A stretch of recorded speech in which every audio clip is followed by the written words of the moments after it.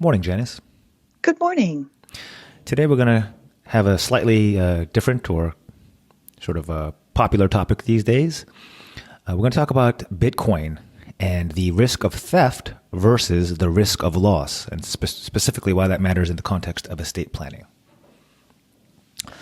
So, but first of all, let me start off by saying I'm by no means an expert on this topic, but I have done a little bit of the legwork for you, so hopefully I can help folks out here.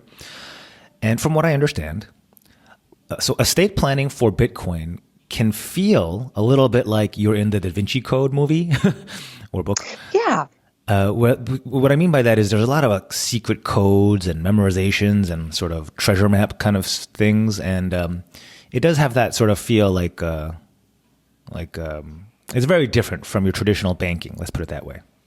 Yeah, like a labyrinth, right? You have to figure it all out. For sure. So there's so much advice online about telling you to take these, what I think are kind of extreme measures to prevent hackers or thieves or these bad guys from getting to your secret codes and therefore getting to your Bitcoin. But you got to make sure you don't go overboard, because there's a balancing act here. Because the more esoteric and the more convoluted you make it to hide your secret codes, and I'll get into an explanation of what all that means, you are exponentially increasing the risk that you'll never find your own codes and you'll actually just lose your Bitcoin, not to a thief, but it'll just disappear because you can't access it. Wow, that's quite the catch-22. Yeah. So we're going to talk about that sort of balancing act, and there's no easy answer, but at least I can sort of put some context on it for anyone out there and who's interested in Bitcoin and who's thinking about how to estate plan for their Bitcoin or any cryptocurrency. All right. So let's start by talking about just generally estate planning for Bitcoin. And by that, I mean, Janice, I understand you don't know that much about how this works. Yeah. No, I do know estate planning pretty well, but not the whole Bitcoin thing. I kind of stay away from that. I think when you nailed it on the head in the first one. It's like a Da Vinci Code movie trying to decipher. Definitely complex. Okay, so this is gonna be the super simplified version of it, and if anyone out there is a crypto aficionado, they might be yelling, "Oh, you forgot about this, or you didn't talk about that." Hey, this is I'm telling you up front. This is a very high level and Yeah. minimal explanation. Okay. The most common way of holding, or actually I don't know that, but one of the most common ways of holding your cryptocurrency is on hardware wallets. Basically, that means you have a device that's sort of not connected to the internet, or very, very infrequently connected to the internet, and that's where your safety comes in, that has access to your key. Think of it as a key or as your secret password. If you want to make a rough analogy, it's your password to your ATM, right, or to your bank account. Oh, okay. Really rough. Got it. Your PIN. However, in the in the traditional banking world, if you forget your PIN or if you forget your password, there are mechanisms to recover your password, right? We've all clicked the Sure. forgot your password thing and just got it recovered, right? A lot. And it takes less than a minute to recover your password. Yep. Well, the reason that you're able to do that is because your bank has your password essentially, or at least it has mechanisms to help you recover it. The whole point of Bitcoin is to be sort of off the grid, or one of the main points, and not have to trust a bank or any other third party to be in charge of your money. But the drawback to that is there is no one to help you recover your password if you lose it. Oh, okay.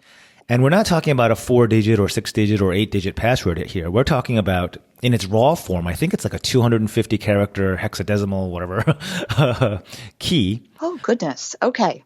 But to sort of normalize that, a lot of these hardware wallets, again, the device not connected to the internet where you hold your information, their passwords are actually something called a seed phrase. That I've heard of, yes. Yeah, it's essentially 12 or 24 words, almost random words that you'd have to memorize and enter into your device to sort of regain access if you forgot your passwords. But that's 24 words you have to memorize now. And in terms of security, so here's where the balancing act occurs. No, so I hope I've laid the groundwork. You have these 24 words that if you lose them, you lose your money forever, like literally forever. I mean, the whole point of Bitcoin is that it's so encrypted that if you don't have the password, you can't get it, nor can, hackers, right? Right. But the other side is, you don't want to accidentally reveal your 24 words or leave them exposed in a way that, thieves and hackers can get to your treasure trove of cryptocurrency. Have I laid out that sort of basic framework decently? Oh, yes. Okay. Yes. So the internet goes to great extents to say, what you should and shouldn't do to make sure, the thieves can't get to your codes. And it goes so far as to say things like, and Janice, this might sort of cut off anything you might have thought as a solution. So first of all, you're supposed to write them down by hand on paper, right? That's your first record of your 24 words. You're supposed to do it in like a sealed panic room so nobody can see. Yeah. But, okay, so what are some ways you would want to make sure that you don't lose this? Don't take a picture because then you have it on your iCloud or on your phone, and that's very hackable. Jeez. Okay. Right? All right. You never want to store it on a computer, so you don't just type up a memo to yourself or a Word doc and save it on your computer. That's hackable. That makes sense. Yeah. Right? But then, a piece of paper is quite fragile. So, I don't know what you might be laminate it or put it in a safe. There's a lot of different theories on this, but are you getting the gist that this is a real pain? Yeah. Well, therein lies the first problem. Have you ever made a note for yourself and completely lost the note or something? I do that quite often. I put it in a very safe place to which no one, including myself, can find. Exactly. So safe that even you can't find it, right? Yes. It's so safe. It's even safe for me, the one who wrote it. So that's the conundrum here. You want to make sure you don't want to make so many copies that they're laying around everywhere. But if you have only one copy and you lose it, you're boned. You're out of luck and you've lost whatever crypto you've accumulated. So that's the general conundrum. I don't really have an answer, by the way. I'm just here to talk about it.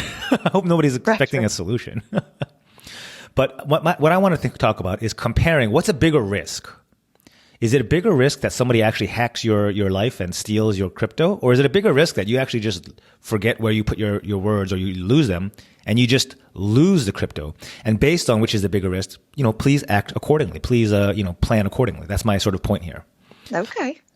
So how much Bitcoin is stolen? So according to Casa, one of the crypto security firms out there, 1.6 million Bitcoin has been stolen all time. That's out of 18 million total. So as a percentage, what is that? Janice, can you do the math for me real quick? Okay. Yeah, no. But it's still that's a pretty high number though for stolen out of, we're talking millions. I mean, that is a lot of Bitcoin, but to be fair, that is usually, so the biggest thefts have occurred where hackers have hit the exchanges, like the brokerages. It makes sense, yeah. Right, that's the low hanging. Well, not the low hanging fruit, but that's the big score for the thieves. Yeah. Getting a bunch You're of going to break in Bitcoin something. It'll be go for the big ones. Yeah, they're not going to spend hours or days, hacking your computer for your 0.0001 crypto, right? Right. Yeah. Even they do a cost benefit analysis of how much work would go into it. And also be aware that this number doesn't necessarily mean hackers or, people who broke into passwords, but it could be just straight up theft, or Ponzi type schemes where the dude says, hey, professional football athlete, give me $100,000 and I'll buy some Bitcoin for you. And they just turn around and put that money in their pocket or buy a Lamborghini. So that might be included in this number. Okay. Yeah. One more caveat on this number, the 1.6 million Bitcoin stolen all time out of 18 million total. This is probably underreported. I mean, not everybody actually reports when they've been stolen from, especially when they know there's nothing you can do about it. Right. So this is probably slightly underreported. But nonetheless, we're going to work with 1.6 million Bitcoin stolen. Okay. Big number, but let's compare that. Let's compare that to how much Bitcoin is just lost forever versus stolen, right? Okay. Remember, this is where you've done such a good job of hiding and securing your passphrases, you've lost them, and now you can't get to your own Bitcoin, right? Yeah, like my grocery list and every other list I've made that I am hiding from myself, yes. So according to Chainalysis, one of the crypto think tanks out there, actually 20% of all Bitcoin, or 3.7 million out of 18 million, have just been lost. Wow. That is That's more than twice the amount that has been stolen. 3.7 million versus 1.6 million. wow. So you're more of a detriment to your Bitcoin than the thieves are.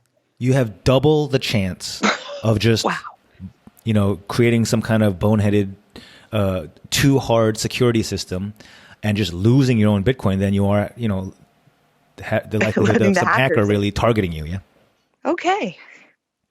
Now, I also want to caveat this number. It might be a little high because the way the chain analysis seem to suss out these numbers, these might not necessarily be abandoned Bitcoins, but it might be just super, super inactive accounts, like somebody bought on day one and just never touched the account again. So there's a chance that there's a bit of that. But even if you knock that down a bit, it's still probably well over double the amount of Bitcoin that's been stolen. So again, I do feel comfortable saying you're twice as likely to lose your own coins than to have them hacked and stolen from you. Okay. Even if you take a couple percent off, that's a lot of money. A lot of Bitcoin, sorry. So I think it's fair to say money at this point. No? Okay. All right. Okay. Yeah, but yes. I think the fancy word is the cryptocurrencies, right? So okay. So bottom line, what can we do with this information? If you understand that you're, one more point before we dive into the conclusion. These aren't, just in terms of scientific method, these are not mutually exclusive numbers. Perhaps the reason thefts are so low relative to lost is because people have gone so overboard with these crazily hidden codes, right? Okay. So does that make sense? It does. Yeah. Yes. So that I'm just giving you a snapshot of what is out there on Google today, and it's not necessarily set in stone. All right. So what can you do with this information? As you decide, if you get in and you decide to buy and hold some Bitcoin or cryptocurrency, and you're getting all this information about how to make sure your codes or your seed phrases are super secure, just keep this in mind as your balancing act. You are twice as likely to lose your own codes as you are to have somebody steal them from you. So if you're that worried about having an extra copy of your code somewhere, maybe don't be. Maybe it's worth the risk of somebody finding them, at least versus the risk of you completely losing them forever.